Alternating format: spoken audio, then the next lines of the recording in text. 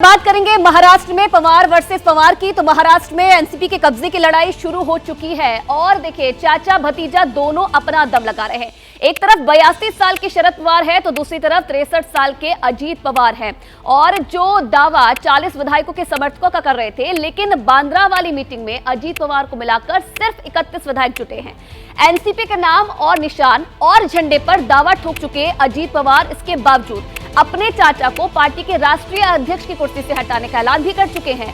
इधर दूसरी तरफ एनसीपी की कार्यकारी अध्यक्ष और शरद पवार की बेटी सुप्रिया सुले है। दावा था कि पार्टी के ज्यादातर विधायक उनके साथ हैं, लेकिन वाईबी चव्हाण सेंटर में आपको बता दें सीनियर की मीटिंग हुई तो सिर्फ 16 विधायक यहां पर पहुंचे। अपने चचेरे भाई के खिलाफ आमतौर पर चुप रहने वाली सुप्रिया सुले इस बार बेहद आक्रामक है। अब बात एनसीपी की कलह कथा के सबसे खास किरदार की, यानी कि शरद पवार की, जो 82 साल की उम्र में भी भतीजे को टक्कर दे रहे हैं और पार्टी पर अपना कब्जा बरकरार रखने के लिए पूरी ताकत से जंग लड़ रहे हैं। और देखिए, हम आपको एनसीपी के इस जंग की एक डिटेल बता रहे हैं। हर पहलू को समझिए, वो समझना आपके लिए कितना जरूरी है। उससे पहले इन तीन किरदारों का स्टैंड देख लीजिए। मेरे साइड में आप इन किरदारों को देख सकते हैं। सबसे पहले बात शरद पवार के भतीजे अजीत पवार की। अजीत ने अपने चाचा को साफ मैसेज दे दिया है कि 84 साल की उम्र हो गई है आपकी और अब आप रिटायर हो जाइए। इस पर शरद पवार की बेटी यानी कि सुप्रिया सुले का जवाब आया है कि उम्र नंबर के सिवा कुछ नहीं होता है। सुप्रिया ने यह भी कहा कि सब सुन लूंगी, लेकिन माता पिता का अपमान बर्दाश्त नहीं कर सकती।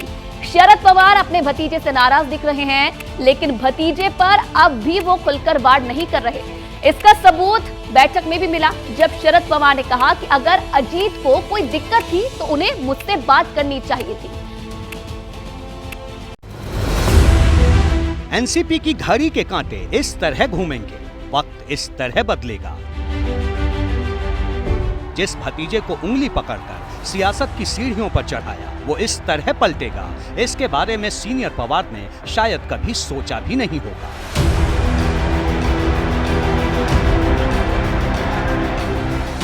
लेकिन समंदर से उठती उमस भरी हवा के बीच भतीजे ने चाचा का सारा कन्फ्यूजन दूर कर दिया। IAS IPS असेल तर 60व्या वर्षी रिटायर होतात।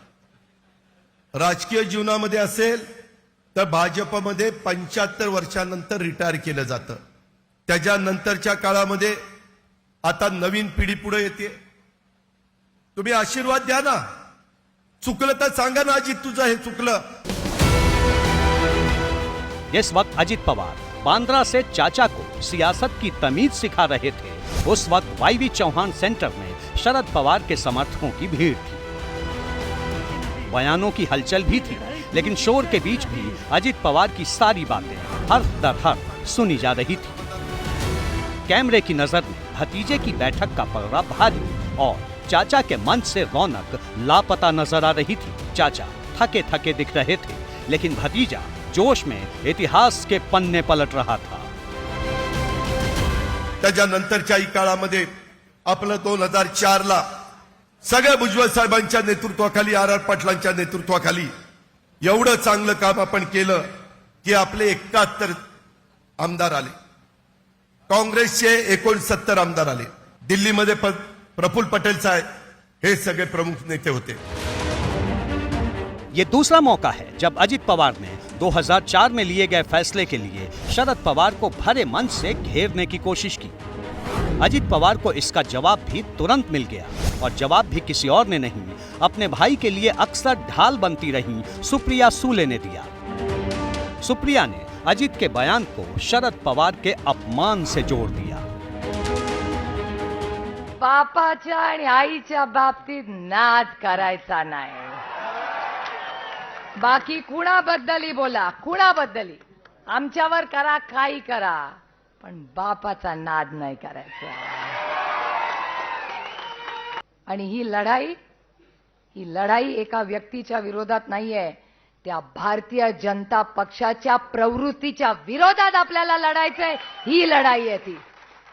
मला अजून ते शब्द आठवत आहेत, मला तेव्हा वेदना होत्या। मंच सीनियर पवार ने भी संभाला, भतीजे को खोटा सिक्का बताकर नाराजगी दिखाई, गलती का एहसास कराने की कोशिश की। बुरे अंजाम का इशारा भी किया, लेकिन शुरू से अंत तक इमोशनल टच बनाए रखा। जो शिवसेना के साथ हुआ वही एनसीपी के साथ हुआ है। अजीत पवार के मन में कुछ था तो मुझसे बात करनी चाहिए थी। सहमति नहीं हो तो बातचीत से हल निकालना चाहिए। अजीत की बात सुनकर अफसोस हुआ। गलती सुधारना हमारा काम है। आपने गलती की है तो सजा भुगतने के लिए तैयार रहें। जैसे ही घड़ी का काटा दोपहर 2:30 पे आए, बबीता जी का दिल सास बहू साजिश के लिए मचल जाए। और ये है इनकी बहू, पूरे दिन ऑफिस की टेंशन हो जाए गॉन जब ये करें अपना फेवरेट शो फ्री टाइम पे ऑन। इनकी तरह आप भी देखिए अपना फेवरेट शो अपने टाइम पर और डाउनलोड कीजिए एबीपी लाइव ऐप अपने स्मार्ट टीवी पर।